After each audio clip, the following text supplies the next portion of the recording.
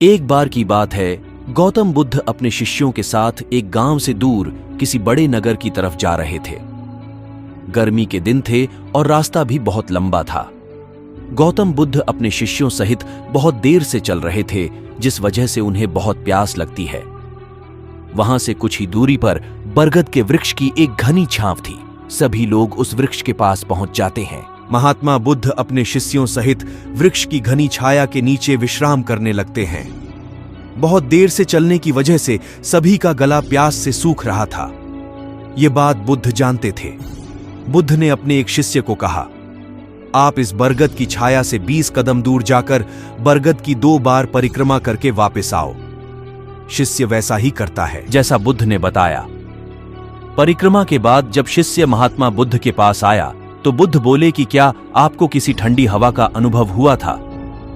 शिष्य बोला, हां महात्मा बुद्ध, उस उत्तर दिशा की तरफ से मुझे कुछ ठंडी हवा की अनुभव हुआ था। शिष्य की यह बात सुन महात्मा बुद्ध शिष्य से तुरंत बोले कि उसी दिशा में चले जाओ, जरूर वहां से कुछ ही दूर पर एक तालाब अवश्य मिलेगा। उस तालाब से सबके लिए पानी ले आओ। शिष्य उसी दिशा में जब कुछ दूर जाता है तो वहां सच में एक तालाब होता है। तालाब देख शिष्य बहुत प्रसन्न होता है और तालाब के निकट जाकर जैसे ही तालाब से पानी भरने वाला होता है, तभी शिष्य की नजर वहां दूर तालाब में कपड़े धो रही कुछ स्त्रियों पर जाती है।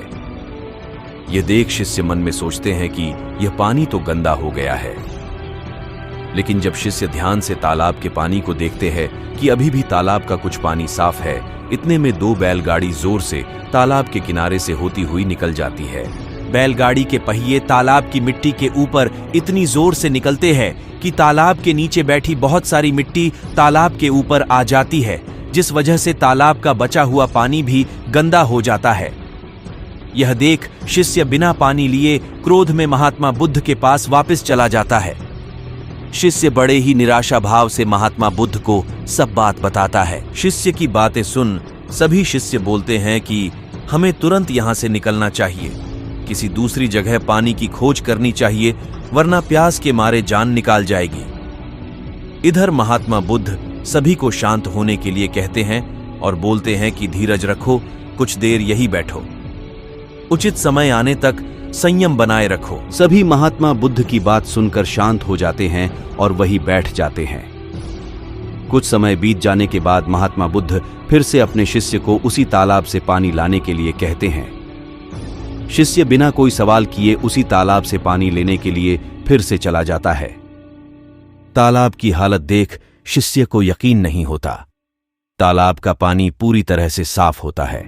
यह देख शिष्य बहुत खुश होता है और पानी भरकर महात्मा बुद्ध के पास जाता है। सभी पानी पीकर अपनी प्यास बुझाते हैं, लेकिन अभी भी सबके मन में ये एक सवाल था कि आखिर यह चमत्कार हुआ कैसे? तालाब का सब पानी तो गंदा था। उन्हें लगा कि जरूर ये बुद्ध की शक्ति है। इनमें एक शिष्य ने यह सवाल महात्मा बुद्ध से पूछ ही लिया कि यह चमत्कार आपने कैसे किया? शिष्य का जवाब देते हुए महात्मा बुद्ध बोले कि यह कोई चमत्कार नहीं, यह आपके सब्र का फल है। यह फल है आपके सब्र बनाए रखने के उचित समय के इंतजार का। जितनी देर हम सब लोगों ने सब्र किया, उतनी देर तक तालाब के पानी के ऊपर तैर रहे। सभी गंदे तत्व और मिट्टी तालाब के पानी के नीचे बैठ रहे थे। फिर कुछ देर बाद शिष्य जब वहां तालाब के पास पहुंचा, तब तक सब दूषित कण नीचे बैठ चुके थे, जिस वजह से तालाब का पानी पहले की तरह साफ हो चुका था तथा तालाब साफ दिखाई दे रहा था। यदि उस समय आप लोगों ने सब्र न किया होता, धैर्य न रखा होता, तो आप सब इतनी गर्मी में पानी की खोज में प्यासे रहकर शायद अब तक मृत्यु को प्राप्त हो गए होते, क्योंकि यहां से आगे कोई तालाब है या नहीं, और होगा भी तो क्या उसका पानी साफ होगा या नहीं। इन सब कारणों से आप कभी प्यास न बुझा पाते और प्यास से मर जाते। एक अमीर आदमी अपने बेटे की किसी बुरी आदत से बहुत परेशान था। वह जब भी बेटे से आदत छोड़ने को कहते तो एक ही जवाब मिलता, अभी मैं इतना छोटा हूं, धीरे धीरे ये आदत छोड़ दूंगा।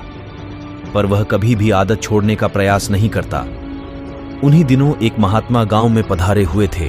जब आदमी को उनकी ख्याति के बारे में पता चला तो वह तुरंत उनके पास पहुंचा और अपनी समस्या बताने लगा।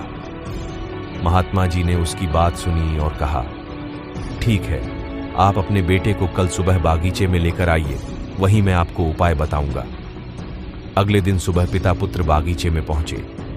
महात्मा जी बेटे से बोले, आइए हम दोनों बागीचे की सैर करते हैं। और वो धीरे धीरे आगे बढ़ने लगे। चलते चलते ही महात्मा जी अचानक रुके और बेटे से कहा, क्या तुम इस छोटे से पौधे को उखाड़ सकते हो? जी हां, इसमें कौन सी बड़ी बात है। और ऐसा कहते हुए बेटे ने आसानी से पौधे को उखाड़ दिया। फिर वे आगे बढ़ गए और थोड़ी देर बाद महात्मा जी ने थोड़े बड़े पौधे की तरफ इशारा करते हुए कहा, क्या तुम इसे भी उखाड़ सकते हो? बेटे को तो मानो इन सब में कितना मजा आ रहा हो, वह तुरंत पौधा उखाड़ने में लग गया। इस बार उसे थोड़ी मेहनत लगी, पर काफी प्रयत्न के बाद उसने इसे भी उखाड़ दिया। वे फिर आगे बढ़ गए और कुछ देर बाद पुनः महात्मा जी ने एक गुड़हल के पेड़ की तरफ इशारा करते हुए बेटे से इसे उखड़ने के लिए कहा। बेटे ने पेड़ का ताना पकड़ा और उसे जोर जोर से खींचने लगा, पर पेड़ तो हिलने का भी नाम नहीं ले रहा था। जब बहुत प्रयास करने के बाद भी पेड़ टस से मस नहीं हुआ तो बेटा बोला, अरे ये तो बहुत मजबूत है, इसे उखाड़ना असंभव है। महात्मा जी ने उसे प्यार से समझाते हुए कहा, बेटा, ठीक ऐसा ही बुरी आदतों के साथ होता है। जब वे नई होती हैं तो उन्हें छोड़ना आसान होता है, पर वे जैसे जैसे पुरानी होती जाती हैं, इन्हें छोड़ना मुश्किल होता जाता है। बेटा उनकी बात समझ गया और उसने मन ही मन आज से ही आदत छोड़ने का निश्चय किया।